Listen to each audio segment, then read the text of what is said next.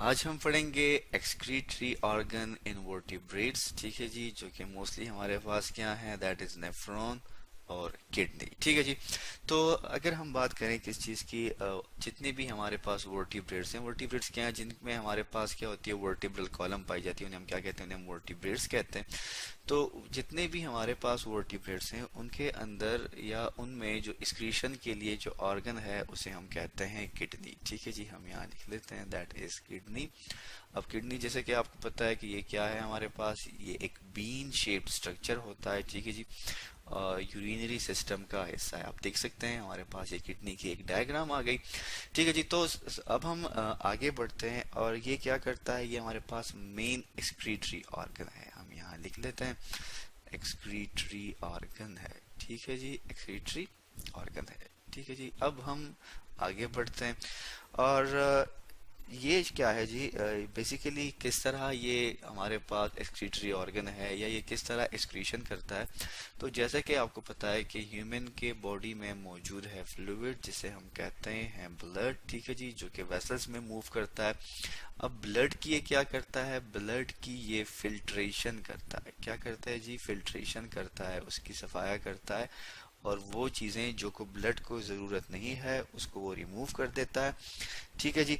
अब ये फिल्ट्रेशन जो है ब्लड की, ये किसके थ्रू करता है, ये जी हमारे पास करता है जो कि किडनी का फंक्शनल यूनिट है जिसे हम कहते हैं नेफ्रॉन। क्या कहते हैं, नेफ्रॉन कहते हैं। साथ में हम नेफ्रॉन की डायग्राम भी ले आते हैं ताकि आपको समझने में आसानी हो। ठीक है, ये जी हमारे पास जो है नेफ्रॉन की डायग्राम आ गई। आप देख सकते हैं ये है हमारे पास नेफ्रॉन, जो कि फंक्शनल यूनिट है किस चीज का, किडनी का।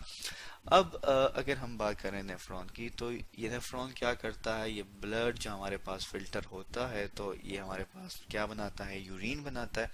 तो उसमें हमारे पास क्या क्या चीजें मौजूद होती हैं, जो हमारे पास यूरिन बनता है उसमें हमारे पास मौजूद होता है यूरिया। ठीक है जी। और यूरिया के साथ जो है वो इसमें मौजूद होता है वाटर। ठीक है जी। और वाटर के साथ जो है इसमें हमारे पास मौजूद होते हैं सॉल्ट्स। ठीक है जी, सॉल्ट्स भी इसमें मौजूद होते हैं।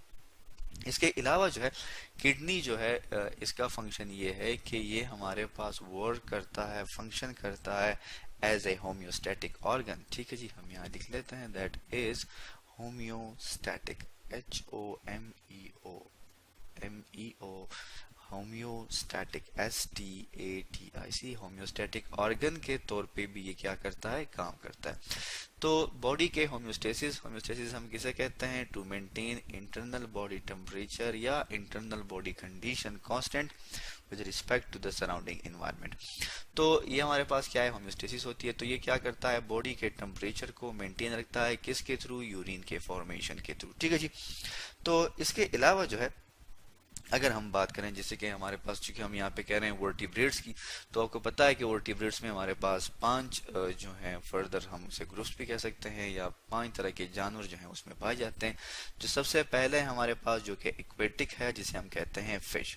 तो फिश जो है हमारे पास, चूंकि वो मौजूद होती है वाटर में, एक्वेटिक एनिमल्स में, वो हमारे पास प्रोड्यूस करते हैं अमोनिया। क्या प्रोड्यूस करते हैं, अमोनिया प्रोड्यूस करते हैं। ठीक है जी।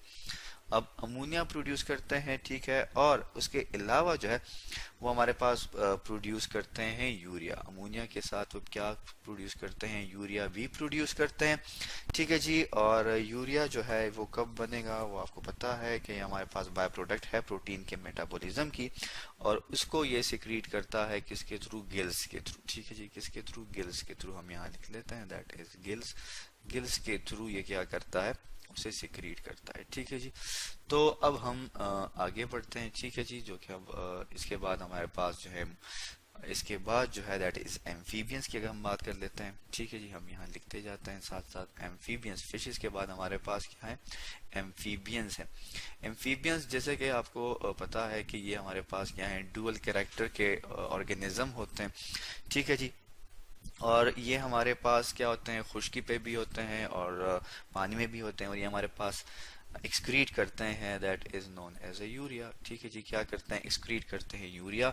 इसके अलावा जो है अगर हम बात करें तो एम्फीबियंस के बाद हमारे पास आ जाते हैं रेप्टाइल्स। ठीक है जी, हम यहाँ लिख लेते हैं दैट इज रेप्टाइल्स। और रेप्टाइल्स के बाद हमारे पास आ जाते हैं बर्ड्स। ठीक है जी।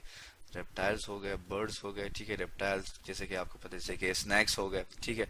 बर्ड्स आपके पास मुख्तलिफ जो है परिंदे इसमें आ जाते हैं, ठीक है। ये हमारे पास क्या करते हैं, ये हमारे पास एक्सक्रीट करते हैं या सिक्रीट करते हैं या प्रोड्यूस करते हैं, दैट इज यूरिक एसिड, ठीक है जी।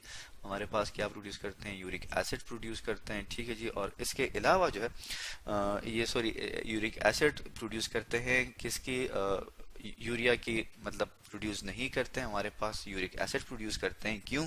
क्योंकि ये क्या करते हैं, ये हमारे पास मोस्टली रहते हैं ड्राई कंडीशन में और ये वाटर को बचाना चाहते हैं, कंजर्व करते हैं, तो दैट्स वाई ये क्या करते हैं, यूरिक एसिड की प्रोडक्शन करते हैं। और इसके बाद हम बात कर लेते हैं last but not the least, that is mammals, ठीक है जी। मैमल्स में जैसे कि हम ह्यूमंस की बात कर लें तो मैमल्स भी हमारे पास एक्सक्रीट करते हैं, सिक्रीट करते हैं, दैट इज यूरिया। तो ये हमारे पास 5 ग्रुप्स हैं, दैट इज वन फिशेस है, एम्फीबियंस है, रेप्टाइल्स हैं, बर्ड्स और मैमल, जो कि हमारे पास कौन कौन से सब्सटेंसेस को सिक्रीट करते हैं। तो आज हमने पढ़ा that is excretory organ in vertebrates, जो कि हमारे पास मोस्टली नेफ्रॉन और किडनी के तौर पे काम करते हैं, जैसे कि और फिश में हमारे पास गिल्स भी हेल्प करता है।